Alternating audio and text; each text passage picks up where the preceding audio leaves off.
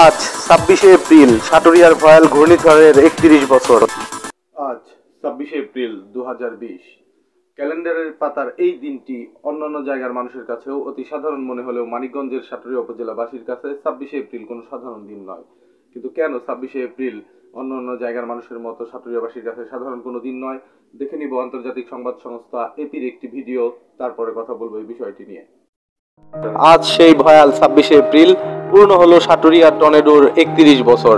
পালাবদলের ধারাবাহিকতায় আজ ২০২০ সালের ২৬শে এপ্রিল। ২৬শে এপ্রিল ঠিক এই দিনেই ১৯৮৯ সালে সাটুরিয়ায় ঘটে যায় একটি প্রলয়নকারী টর্নেডো, আর ২০২০ সালের এই দিনে সেই প্রলয়নকারী টর্নেডোটি পূর্ণ করতে চলছে ৩১ বছর। ৩১ বছর পেরিয়ে গেলেও আজকের দিনটি সাটুরিয়া উপজেলাবাসীর জন্য অত্যন্ত মর্মান্তিক ও বেদনাদায়ক। বাংলাদেশের ইতিহাসে সবচেয়ে বড় টর্নেডোর ঘটনা ঘটে মানিকগঞ্জ জেলার সাটুরিয়া থানায় ১৯৮৯ সালের ২৬শে এপ্রিল। ক্যালেন্ডারের পাতায় দিনটি ছিল বুধবার, ঠিক তার পরের দিন সাটুরিয়াতে সাপ্তাহিক হাটের দিন ছিল।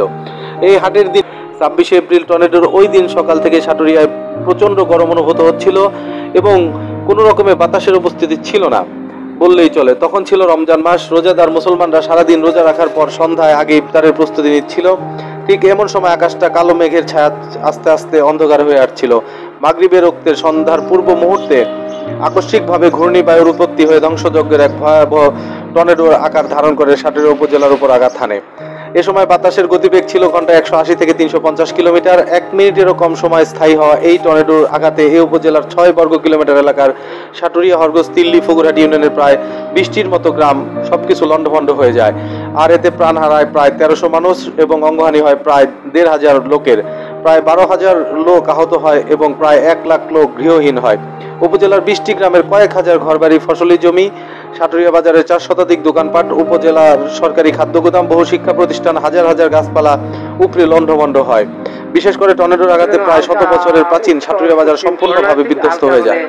বাতাস উঠতেছে কালো, ওই রকম মানে আমরা এই করতে পারি নাই, কিন্তু আন্দাজ করতে পারে যে এত ঝড় হবে। তো আমরা সবাই ইফতারের আগে আগে তো প্রস্তুতি নিচ্ছিলাম অফিসে। কিছুক্ষণ পর দেখলাম যে বাতাস উঠতে আসতেছে। তাড়াতাড়ি আমরা জানলা বন্ধ করতে চেষ্টা করলাম, কিন্তু ২টা জানলা বন্ধ করার কিছুক্ষণ পরই ২-৩ মিনিটের মধ্যে ঘরের চালাটা উঠে এড়িয়ে নিয়ে গেল।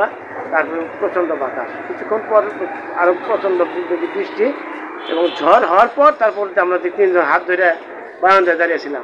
কিছুক্ষণ পর দেখি আমরা ৩জন মানে শশা খেতে। কিছুক্ষণ ঘন্টা দেড়েক পর দেখি অ্যাম্বুলেন্স, আর্মি, বিডিআরের গাড়ি, মানে গোলার দিকে থেকে সাথে ঢুকবো, কিন্তু ঢুকতে পারছে না। পরবর্তীতে রাস্তায় ঘাসঘুস, তখন তো এটা মানে মোবাইলের যুগ ছিল না। বাজারে এসে দেখি যে মোটামুটি ভাবে মানে বাজারের মানে বিল্ডিং তো তখন ছিল না, টিনের ঘর ছিল, গোডাউনটা বসে গেছে, ছাদরা উড়ে গেছে। তারপরে বাজারে যে বট গাছে গিরি নাই, দোকানপাট নাই, কারো হাত নাই, কারো পা নাই, লাশ পড়ে রয়েছে। তারপরে আমরা কিছু হরগজ গেলাম।